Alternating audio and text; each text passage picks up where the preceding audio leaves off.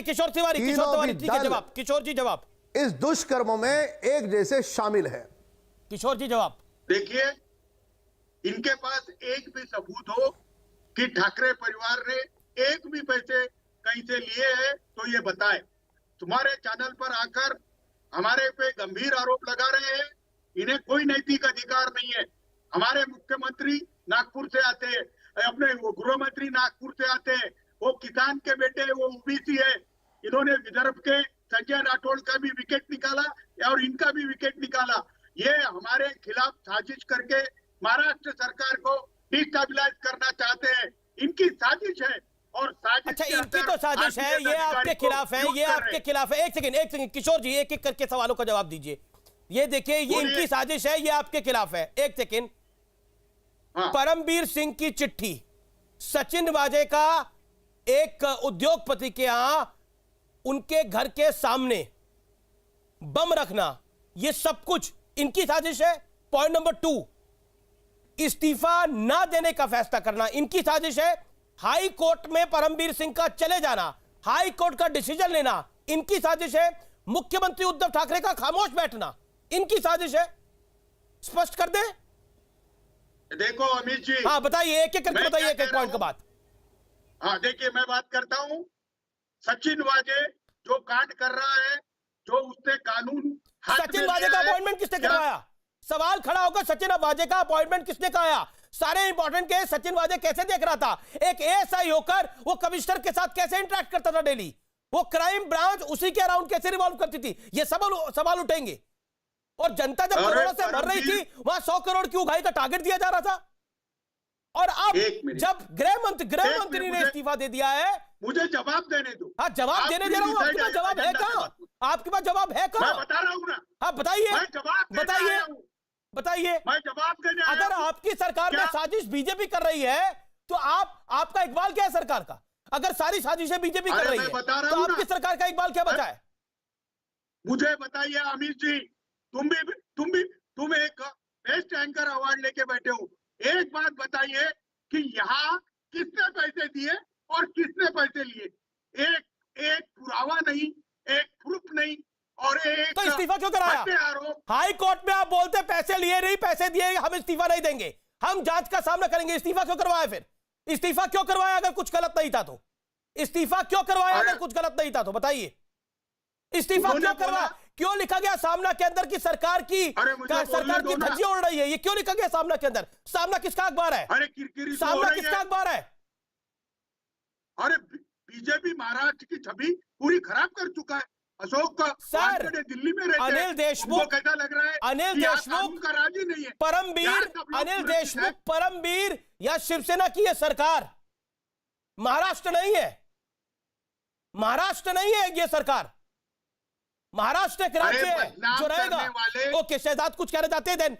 Then मेरे साथ रवि भी जुड़ गए हैं, मेरे साथ अशोक वानखड़े भी काफी देर से जुड़े हुए हैं। शहजाद, महाराष्ट्र की छवि खराब करने की कोशिश है। एक ही लाइन बोलूंगा, जो पहला पैराग्राफ है इस पूरे हाईकोर्ट के ऑर्डर का, आप पढ़िए, उसमें लिखा है कि ये अनप्रेसिडेंटेड, अद्वितीय है कि एक मिनिस्टर पर इस तरीके से खुलेआम आरोप लगाए जाते हैं करप्ट प्रैक्टिसेस के, और वो भी इतने सीनियर ऑफिसर के द्वारा, और इसीलिए निष्पक्ष जांच करने के लिए कोई स्टेट की पुलिस इसको नहीं कर पाएगी, और इसीलिए केंद्रीय एजेंसी को ये ट्रांसफर किया जा रहा है। क्या बॉम्बे हाईकोर्ट भी साजिश में शामिल है क्या? किशोर तिवारी, आज आप शोर तिवारी बन गए हैं, केवल शोर मचा रहे हैं क्योंकि आपके पास तर्क तथ्य नहीं है। और मैं आपको मनमोहन सिंह बनाने के लिए उद्धव ठाकरे को धन्यवाद देता हूं। आपने मनमोहन सिंह बना दिया उद्धव ठाकरे या नहीं, यह समय बताएगा।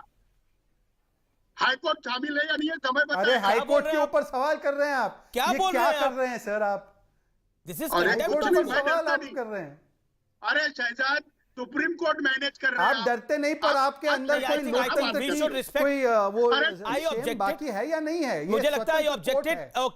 ओके, मैं महेश तपासे से जानना चाहता हूं। महेश तपासे, आपका अलायंस पार्टनर जो बोल रहा है कि कोर्ट मैनेज हो रहा है, वो तो हाई कोर्ट पे भी सवाल खड़ा कर रहे हैं, उन्होंने तो सुप्रीम कोर्ट पे भी सवाल खड़ा कर दिया। What is your take Mahesh? Supreme court के बाद हाई कोर्ट ने आज इस पूरे मसले पे जो फैसला दिया है, एनसीपी बहुत ही नम्रता से उस फैसले को स्वीकारती है। पर शिवसेना कह रही है कि मैनेज है।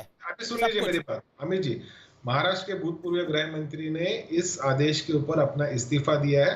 पर आपने किशोर तिवारी को सुना क्या कह रहे हैं? क्या तो दिल्ली जा रहे नहीं जा रहे, मुझे इस जानकारी उसके बारे में कोई पता नहीं है, लेकिन अगर सीबीआई इस मसले के अंदर पूछताछ करती है या किसी निष्कर्ष पे आती है तो जरूर महाराष्ट्र विकास किशोर जी, आघाड़ी, आप अपने अलायंस पार्टनर को तो बोलने दे। महाराष्ट्र विकास आघाड़ी सरकार और बहुत सब सारी चीजों को गंभीरता से लेगी। नहीं, this is a mature answer. Okay, मैं अशोक वानखेड़े का रुख करता हूं। अशोक वानखेड़े, एक ही सांस में कहा गया कि ये सब कुछ बीजेपी करा रही है, ये सरकार इज इक्वल टू महाराष्ट्र, और कोर्ट भी मैनेज हो चुके हैं, आपके सामने किशोर जी ने बोला। अशोक। अमित जी, एक तो अमित तुम्हारा धन्यवाद, इन पॉलिटिशियंस के बीच में तुमने मुझे अभी पूछा, क्योंकि मुझे लगता है रोक टोक में कम से कम एक इंडिपेंडेंट वॉइस की भी जगह होनी चाहिए।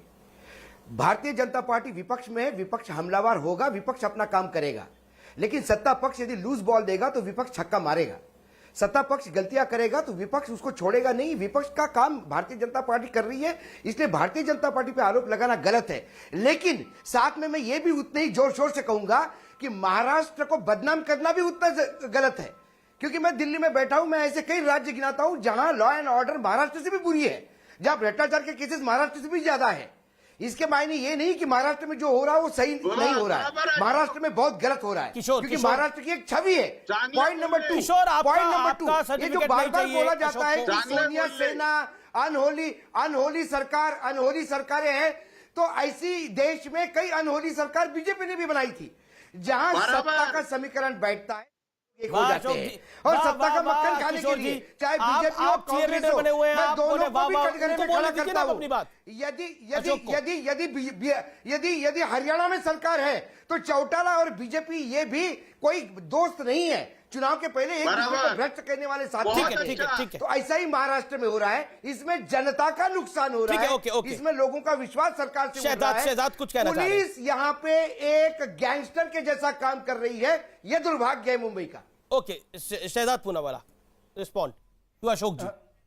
देखिए, अशोक जी बिल्कुल सही बात कह रहे हैं, पर अशोक जी को मैं याद दिला दूं कि बीजेपी ने पीडीपी के साथ सरकार बनाई, वो अनैतिक था, वो माना भी और वो तोड़ा भी। आज शिवसेना की ऐसी क्या मजबूरी है सत्ता के खातिर कि इतने समझौते कर रहे हैं? खुद शरद पवार जी को बौखलाया गया, उन्होंने गलत बयानी की अनिल देशमुख को बचाने के लिए, और फिर खुद उद्धव ठाकरे को या तो पता था और पता होने के बावजूद भी कार्रवाई वो नहीं कर पाए, तो वो कैसी मजबूरी थी उसके बारे में हम पूछ रहे, क्योंकि हम भी महाराष्ट्र हैं, अशोक जी भी महाराष्ट्र हैं, तपासे जी भी महाराष्ट्र हैं, राम कदम जी भी महाराष्ट्र हैं, और हम सब ये जानना चाहते हैं हमारे प्रदेश के बारे में कि इस तरीके से समझौता सत्ता के लिए क्यों किया जा रहा है। शहजाद भाई, जरा हरियाणा भी बोलेंगे, हरियाणा का भी उदाहरण शहजाद मैंने दिया था, वहां सरकार अभी भी बरकरार है।